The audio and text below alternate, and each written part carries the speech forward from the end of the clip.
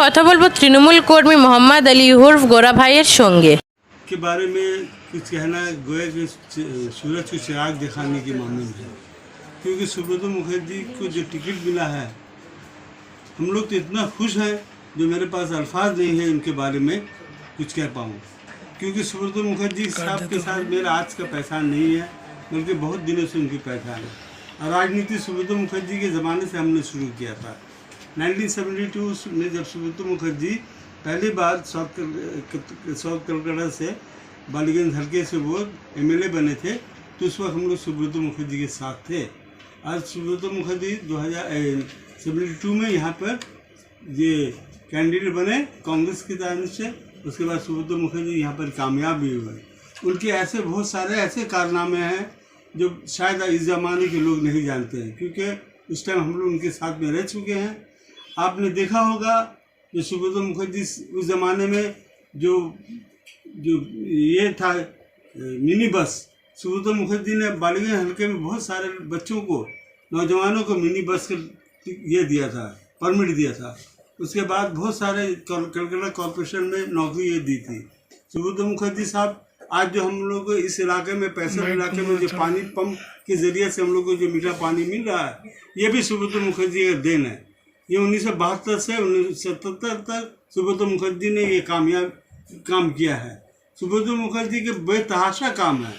सुब्रत मुखर्जी के बारे में कहना, हमारे पास बहुत सारी बातें ऐसे हैं जिस शायद मैं भूल चुका हूँ, नहीं बता पा रहा हूँ। पर सुब्रत मुखर्जी साहब ने हमारे बालीगंज हल्के में बहुत सारे ऐसे काम किए हैं, जैसे कि बहुत सारे लोगों का नौकरी दिया कलकत्ता कॉरपोरेशन में, या आपके यहाँ पर ही बस के परमिट दिया था, पानी का पंप बनाया था। अब बहुत सारे यह स्कूल हैं यहाँ पर, उन्होंने बहुत सारे पैसे दिए हैं। बहुत से अभी जो क्लब जो चल रहा है पैसे हल्के पे, कम से कम 30 से 40 क्लब को उन्होंने 2 लाख रुपए हर साल दे रहे हैं। तो सुब्रत मुखर्जी वो बहुत अजीम हस्ती है। वो एक ऐसी अजीम हस्ती है जो सुब्रत मुखर्जी साहब के बारे बंगाल के अंदर में हमारे ख्याल से इतना बड़ा एमएलए का शायद जन्म नहीं हुआ है, बल्कि वाहिद आदमी सुब्रत मुखर्जी साहब जो इस बंगाल के अंदर में उनका जन्म हुआ है। तो सुब्रत मुखर्जी साहब ऐसे हस्ती हैं जो कोई ऐसा काम नहीं है जो नहीं कर पाएंगे। सुब्रत मुखर्जी साहब जब यहाँ की ये मेयर बने, तब कलकत्ता कॉरपोरेशन की हालत इतनी ख़राब थी जो लोग कलकत्ता कॉरपोरेशन से नफरत करते थे। मगर सुब्रत मुखर्जी के आने के बाद कलकत्ता कॉरपोरेशन का आगाज़ हुआ। आज आप कब्रिस्तान ले लीजिए या चर्च ले लीजिए या जो ये है हिंदुओं का जो कब्रिस्तान है, आप जाके देखिए जो वहाँ जो अंधेरा में लोग बैठते थे, अभी वहाँ पर बिजली का एक ऐसा रोशन कर दिया गया है। अब यहाँ पर कब्रिस्तान में जाइए, वहाँ पर ऐसी हालत थी कब्रिस्तान में जो लोग जाते थे कागज छान के जाते थे। अब वहाँ पर ही सुब्रत मुखर्जी साहब ने उनके ज़माने में ये शुरू किए, मगर कामयाबी अभी ये हासिल हुआ। उसके बाद में कब्रिस्तान में जिन्होंने उर्दू में कभी डेवलपमेंट नहीं किया था, सुब्रत मुखर्जी के ज़माने में उर्दू का बोर्ड लगाया गया कब्रिस्तान में, आपके कलकत्ता कॉरपोरेशन में। तो उनका जो सेकुलरिज्म जो उनके अंदर में जो सेकुलरिज्म जो है, जो सुब्रत मुखर्जी के पास में शायद ही हमारे ख्याल से हिंदुस्तान में बहुत लोग ऐसे कम लोग हैं जो इसके बारे में सोचते होंगे।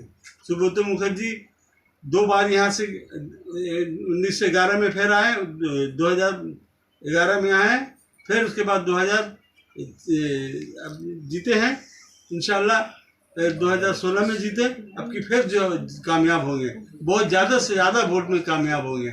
और हम लोग बहुत खुश हैं जो किस तरह दीदी का शुक्रिया अदा करें जो सुब्रत मुखर्जी को फिर दीदी ने इस जगह दिया है।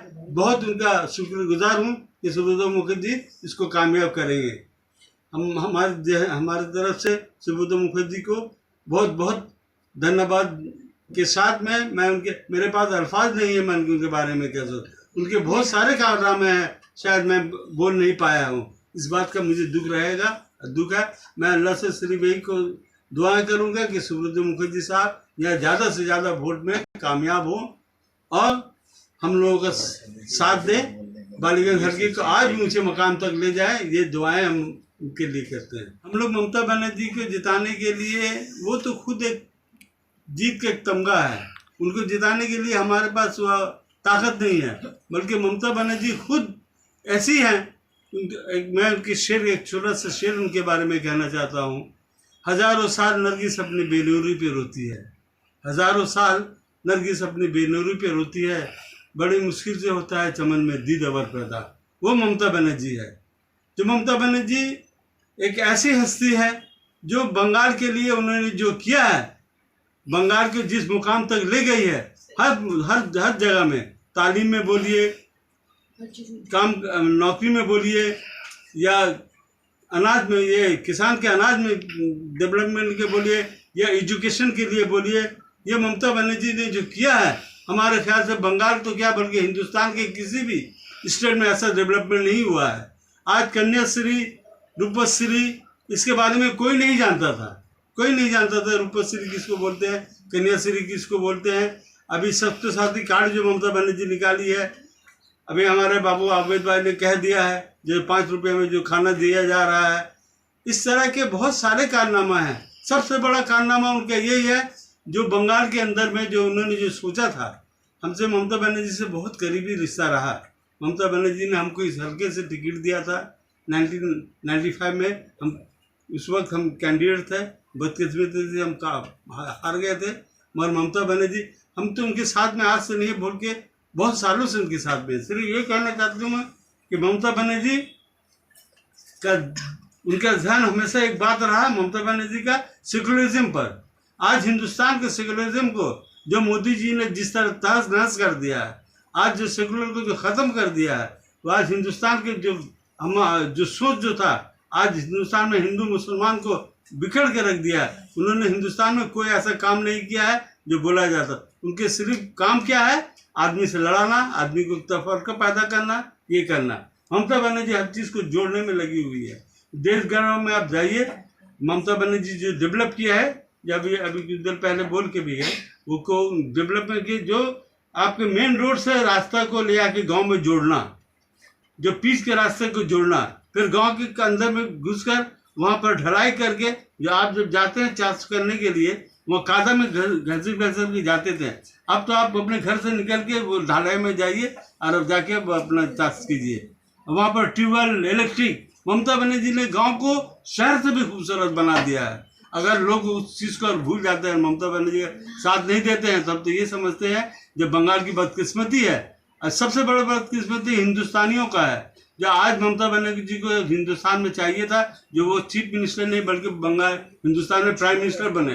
अगर वो प्राइम मिनिस्टर बन जाती तो बंगाल का आज हिंदुस्तान के जो सेकुलरिज्म को जिस तरह मोदी सरकार खत्म कर रहा है, ममता बनर्जी सेकुलरिज्म के ऐसे मुकाम तक ले जाती जो लोग भूल जाते जो क्या है, ममता बनर्जी ने क्या कारनामा देखा है। मैं तो ये कहूँगा, ममता बनर्जी का ये भी तीसरा बार है, हैट्रिक साल है जो ममता बनर्जी फिर से वो चीफ मिनिस्टर बनेगी। ये दुआएं हैं ममता बनर्जी के लिए, हम लोग दुआ करते रहते हैं हमेशा। हम तो बहुत दिन तक यहाँ पर राजनीति से जुड़े हुए हैं। हम लोगों के नौजवान के साथ में यही कहूँगा, जो जिस तरह ममता बनर्जी के खिलाफ बोला जाता है, आप लोग भी